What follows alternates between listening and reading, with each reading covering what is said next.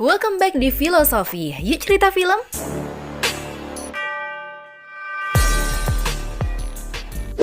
Hai para beban keluarga, apa kabar? Di zaman yang udah era digital ini kayaknya kehadiran smartphone benar-benar jadi kebutuhan primer nih, apalagi buat kita nih kaum milenial. Tapi apa jadinya gengs kalau misalkan ada telepon yang bisa membawa kita berkomunikasi dengan orang di masa lalu?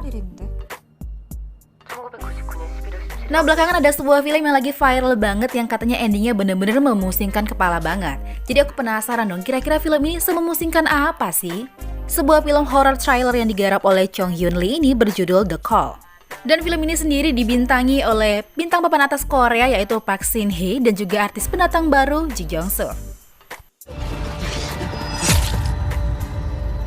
Jadi singkatnya film ini menceritakan tentang seseorang yang bisa berkomunikasi dengan masa lalu, tapi malahan ini melahirkan seorang psikopat yang sangat berbahaya, gengs. Tapi sebelumnya jangan lupa untuk ritual dulu, klik tombol subscribe dan juga lonceng notifikasinya.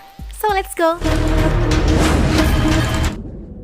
Scene awal membawa kita ke tahun 2019, di mana memperlihatkan seorang perempuan yang bernama Kim Si-yeon. Saat itu dia pulang ke kampung halaman masa kecilnya untuk melihat ibunya yang sedang sakit.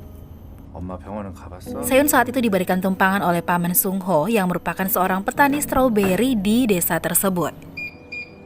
Sesampainya di rumah, ia langsung mencoba mencari telepon di rumah tersebut untuk menghubungi nomornya. Karena sialnya handphonenya hilang saat dalam perjalanan menuju ke kampung halamannya itu. Dan akhirnya dia mendapatkan sebuah telepon tua di gudang rumahnya dan langsung ia coba gunakan untuk menghubungi nomornya. 안녕하세요. 핸드폰 주우셨죠? Tapi sialnya, sepertinya orang yang menemukan handphonenya itu tidak mau mengembalikan handphonenya. Lalu Sion pun mencoba untuk melacak keberadaan handphonenya melalui laptop. 여보세요? Dan tak lama kemudian telepon pun berbunyi. Sion dengan cepat mengangkat telepon tersebut karena berharap telepon itu dari orang yang menemukan handphonenya. Tapi ternyata di ujung telepon terdengar suara perempuan yang mengatakan bahwa apakah benar ini Sun Hee? Dan ia juga mengatakan lagi bahwa ibunya telah gila karena telah menguncinya dalam rumah. 죄송한데 지금 어디에 전화 거셨어요? Lalu kemudian telepon terputus begitu saja. Sion pun menanggapi ini dengan santai saja karena dia pikir itu adalah nomor yang salah sambung. Setelah itu, Sion menjenguk ibunya ke rumah sakit di mana ibunya ini mengalami sebuah kanker otak yang sudah parah. Dan dari perbincangan inilah kita tahu guys kalau ternyata ayah dari Seohyun sudah meninggal dunia dan ibunya meminta untuk dikuburkan di samping makam ayahnya. Sepulang dari makam ayahnya, di mana terlihat kalau ayahnya itu meninggal pada 27 November 1999, ia kemudian langsung pulang ke rumah. Dan bersamaan dengan itu, telepon kembali berdering. Dan ternyata telepon tersebut kembali lagi dari seorang perempuan yang tadi mencari Sun Hee. Bahkan dia kembali mengatakan bahwa ibunya akan membunuhnya. Lalu kemudian perempuan itu menyuruh Sun Hee itu datang ke alamatnya yaitu di Yongchon-ri, Bungsungkap nomor 4. Dan ternyata alamat itu adalah sama persis seperti rumah yang ditinggali Seohyun sekarang guys. Malamnya saat Seohyun sedang tidur, tiba-tiba ada suara benda yang terjatuh yang itu mengagetkannya. Dan setelah dilihat gengs, ternyata itu adalah pajangan foto keluarganya yang terjatuh dari dinding. Namun saat akan memasangkannya kembali, tiba-tiba paku yang ia tancapkan masuk ke dalam dinding. Dan karena penasaran, ia pun mencoba untuk menjebol dinding dan benar saja guys. Ada sebuah tangga di balik dinding itu yang menuju ke ruang bawah tanah. Seohyun sampai di sebuah ruangan di mana terdapat sebuah kursi dan juga kotak yang ini berisikan barang-barang yang sudah tua. Kemudian dia menemukan buku diari seseorang yang ditulis pada tahun 1999 dan juga sebuah foto seseorang. Keesokan paginya, Seohyun menanyakan pada Paman Sung Ho tentang siapa orang yang ada di foto itu. Orang itu bernama Oh Yong Suk. Dia merupakan orang yang tinggal di rumah yang ditempati oleh Seohyun sekarang dan ibunya adalah seorang dukun. Tapi Paman Sung Ho tidak mau membahas itu lebih lanjut. Di rumahnya, Seohyun kembali menerima telepon dari orang yang sama dan masih menyangka dia adalah Sun Hee. Kemudian perempuan itu berteriak minta tolong dan bilang bahwa ibunya akan membakarnya, gengs. Lalu scene pun memperlihatkan seorang perempuan yang sedang diseret dan semacam disiksa, guys. Dan ternyata itu adalah Oh Yong Suk. Kemudian Seohyun melihat ruangan di balik dinding tiba-tiba saja mengeluarkan asap dan seperti terbakar. Keesokan harinya, Yong Suk kembali menelpon. Seohyun kemudian menjelaskan bahwa dirinya itu bukan Sun Hee, Dan dari diary yang ditemukannya serta alamat mereka yang sama, Seo-yun kemudian menyimpulkan bahwa mereka berada di tempat yang sama, tapi dalam waktu yang berbeda. Di mana Seo-yun ada di tahun 2019 sedangkan Yeon-suk di tahun 1999. Yeon-suk terlihat tidak yakin dengan perkataan Seo-yun. Dan untuk meyakinkan hal itu kemudian Seo-yun men-searching kejadian yang akan terjadi nanti malam di tahun 1999, yaitu adanya sebuah kecelakaan pesawat. 오늘 밤 김포공항에서 착륙사고가 발생. Malamnya Yeon-suk sedang makan malam dengan ibunya. Dari sinilah terkuak fakta bahwa ibunya itu bukan ibu kandung dari Yeon-suk. Dan Yeon-suk juga pernah dimasukkan ke sebuah rumah sakit jiwa. Lalu kemudian tiba-tiba televisi menyiarkan sebuah berita bahwa ada kecelakaan pesawat siang tadi. Dan dari situlah Yeon-suk jadi percaya dengan apa yang dikatakan oleh Seo-yun.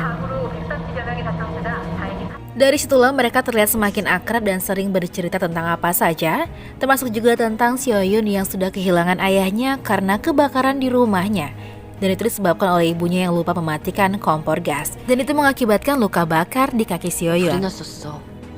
엄마가 가스불 끄는 걸 깜빡했거든. Dan keesokan harinya, tanggal 21 November 1999, hari itu Ibu Yeon-suk kedatangan tamu dari Seoul untuk melihat rumah itu, karena rumah itu akan dijual. Dan ternyata keluarga yang datang membeli rumah itu adalah keluarganya dari Seo-yun, guys. Mengetahui hal itu, Yeon-suk kemudian menelpon Seo-yun untuk memperdengarkan percakapan antara ibunya dan ayah dari Seo-yun. Sontak saja itu membuat Seo-yun sangat terharu karena dia sangat merindukan ayahnya karena ayahnya sudah lama meninggal. Yeon-suk kemudian memiliki sebuah ide untuk mengubah masa lalu dengan menyelamatkan ayahnya Yeon-suk dari kebakaran. Dan keesokan harinya di tanggal 27 November 1999, tepat di mana hari kematian ayah dari Seo-yun, Yeon-suk pun kemudian diam-diam menyelinap keluar rumah untuk menjalankan misi mereka. Scene berpindah ke rumah keluarga Seo-yun di mana terlihat Seo-yun kecil sedang bersama dengan ibunya. Namun tak lama kemudian ibunya pergi meninggalkan rumah, namun dengan kompor gas yang masih menyala. Yeon-suk pun kemudian datang mengambil kunci yang ditinggalkan ibunya di bawah pot bunga dan langsung membuka pintu. Lalu seketika itu kehidupan Seo-yun pun berubah. Teleponnya kembali ada di sakunya, luka bakarnya menghilang dan rumahnya berubah menjadi mewah. Dan yang paling penting adalah ayahnya masih hidup. Tindakan dari Yeon-suk itu mengubah skenario hidup Seo-yun dan Seo-yun sangat berterima kasih atas hal itu. Akhirnya mereka menyadari bahwa mereka itu sangat terkoneksi. Itu terbukti saat Yeon-suk menggambar tangannya di dinding rumah dan itu dapat dilihat oleh Seo-yun di masa depan. Kini kehidupan Seo-yun sudah sangat membaik dan dia menghabiskan banyak waktu bersama keluarganya. Karena hal itu dia sampai sering tidak mengangkat telepon dari Yeon-suk. Itu membuat Yeon-suk sangat marah karena menurutnya kehidupan yang diperoleh Seo-yun sekarang ini adalah berkat dirinya.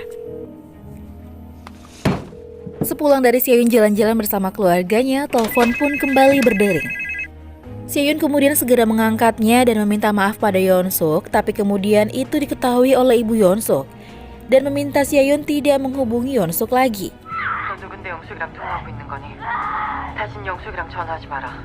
Sementara itu Yeon-suk kemudian dibawa oleh ibunya ke basement dan diikat di sebuah kursi. Lalu ibunya melakukan sebuah ritual pengusiran setan pada Yeon-suk.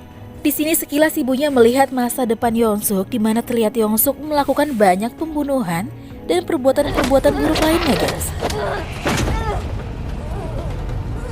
Keesokan harinya, Seo-yun yang penasaran kemudian coba mencari informasi tentang Yeon-suk di internet. Lalu dia menemukan informasi yang sangat mengejutkan bahwa pada tahun 1999 di rumahnya itu, seorang ibu didakwa telah membunuh anaknya saat proses pengusiran setan.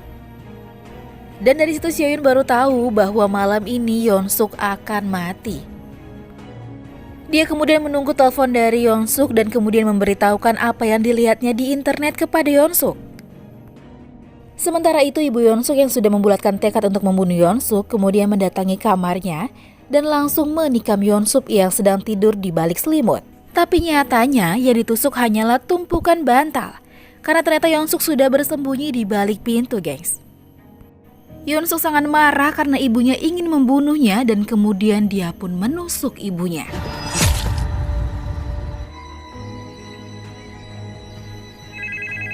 Seo-yun yang sedang cemas menunggu kabar dari Yeon-suk pun kemudian ditelepon oleh Yeon-suk, di mana Yeon-suk berbohong kepada Seo-yun dan memberitahunya bahwa semua baik-baik saja dan itu semua hanya kesalahpahaman. Semenjak kematian ibunya, Yeon-suk serasa dilahirkan kembali. Ia bebas kemana saja dan bebas melakukan apa saja yang dia inginkan.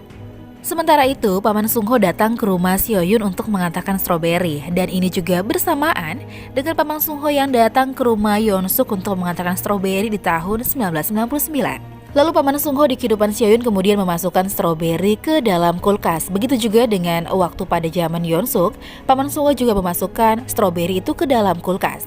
Tapi tiba-tiba ada sebuah plastik hitam yang ternyata itu adalah berisi potongan tubuh dari ibu Yeon-suk.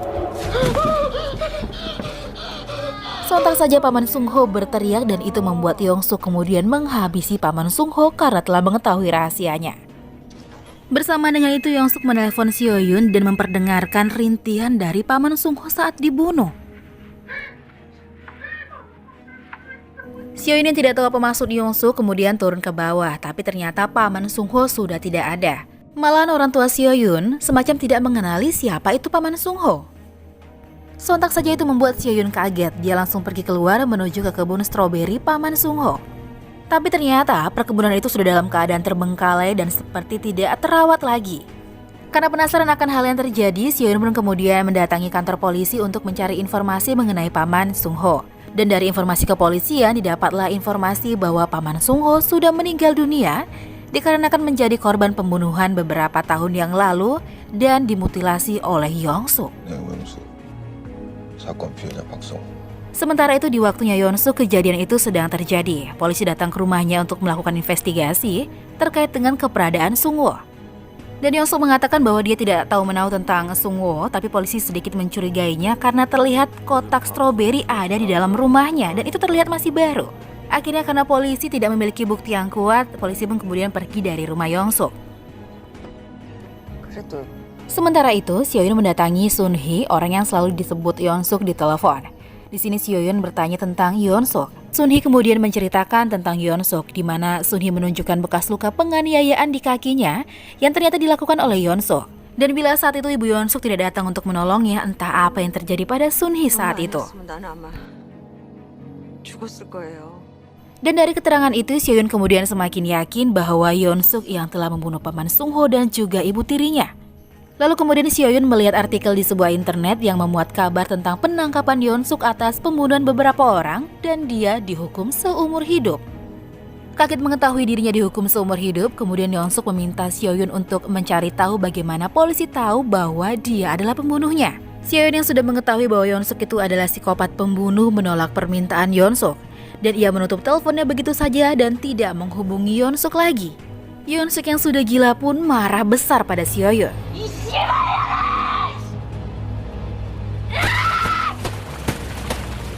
Tapi tiba-tiba ayah Seo-yun kecil dan juga Seo-yun datang ke rumah Yeon-suk untuk bertemu dengan ibunya terkait dengan rumah yang akan dijual. Dan pastinya kesempatan itu tidak disia-siakan oleh Yeon-suk. Timbullah sebuah ide gila.